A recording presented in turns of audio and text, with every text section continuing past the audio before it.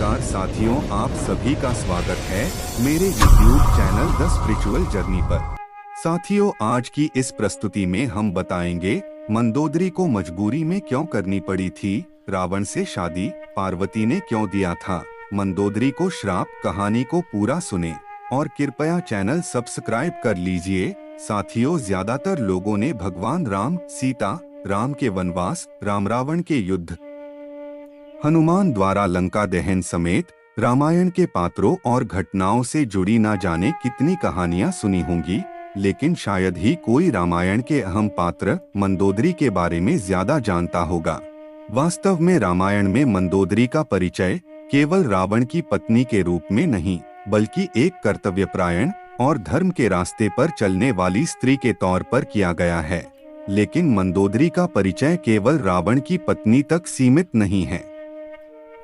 रामायण में मंदोदरी का वर्णन बेहद सुंदर, पवित्र और धार्मिक महिला के रूप में किया गया है, जिसने एक तरफ सीता के अपहरण के लिए रावण की बार बार आलोचना की, तो वहीं दूसरी तरफ एक कर्तव्यपरायण पत्नी की तरह लगातार अपने पति को धर्म के मार्ग की ओर अग्रसर करने का प्रयास करती रही।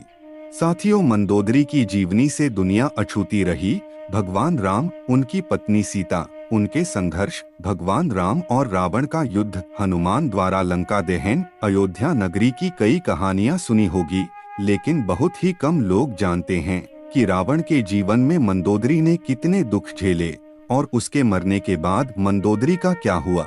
मंदोदरी का असली नाम मधुरा था। किंवदंतियों में बताई गई एक कथा के अनुसार मधुरा, एक दिव्य परी, ने एक बार कैलाश पर्वत की यात्रा की थी। वहां वो देवी पार्वती की अनुपस्थिति में भगवान शिव को खुश करने की कोशिश करती हैं। जब देवी पार्वती आती हैं और मधुरा को देखकर वो क्रोधित हो जाती हैं। वो मधुरा को मेंढक में बदलकर 12 वर्षों के लिए एक कुएं के अंदर रहने का श्राप दे देती हैं।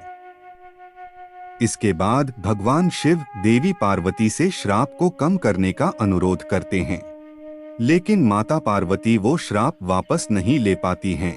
लेकिन वो कहती हैं कि मधुरा 12 साल बाद अपने असली रूप में आ जाएगी। असुरों के राजा मायासुर और उनकी पत्नी हेमा के 2 पुत्र थे, जिनका नाम मायावी और दुंदुम्भी था।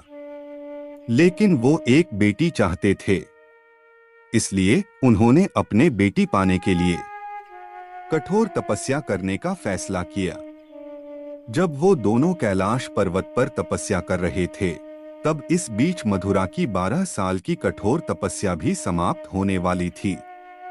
जैसे ही मधुरा की तपस्या पूरी हुई, वो अपने मूल स्वरूप में आ गई और मदद के लिए चिल्लाने लगी। मायासुर और हेमा, जो पास में ही तपस्या कर रहे थे, उन्होंने मधुरा की मदद की पुकार सुनी और तुरंत उसे कुएं से बाहर निकाल लिया। बाद में उन्होंने मधुरा को अपनी बेटी बना लिया और उसका नाम बदलकर मंदोदरी रख दिया। एक बार रावण मायासुर के महल में गया, तो वहां उसने मंदोदरी को देखा और उस पर मोहित हो गया। उसने मायासुर से मंदोदरी का हाथ मांगा, लेकिन मायासुर ने मना कर दिया, जिससे रावण नाराज हो गया और मंदोदरी को उससे शादी करने के लिए मजबूर करने लगा। मंदोदरी को पता था कि रावण भगवान शिव का भक्त है। इस डर से और अपने पिता की रक्षा के लिए वो शादी के लिए सहमत हो जाती है। रावण से शादी के बाद उसने 2 पुत्रों मेघनाद और अक्षय कुमार को जन्म दिया। मंदोदरी रावण को उसके गलत कामों के लिए हमेशा टोकती थी। ये जानकर कि रावण अपने विनाश के मार्ग पर जा रहा था, मंदोदरी उसे लगातार धर्म के मार्ग लाने का प्रयास करती रही। भगवान राम ने रावण का वध करने के बाद विभीषण को लंका का राजा बना दिया था। ऐसा कहा जाता है कि रावण की मृत्यु के बाद विभीषण ने अपनी भाभी मंदोदरी के सामने विवाह का प्रस्ताव रखा। मंदोदरी के बारे में कहा जाता है कि वो एक सती स्त्री थीं, जो अपने पति के प्रति समर्पण का भाव रखती थीं। इसीलिए रावण की मृत्यु के बाद मंदोदरी ने विभीषण से विवाह का प्रस्ताव ठुकरा दिया।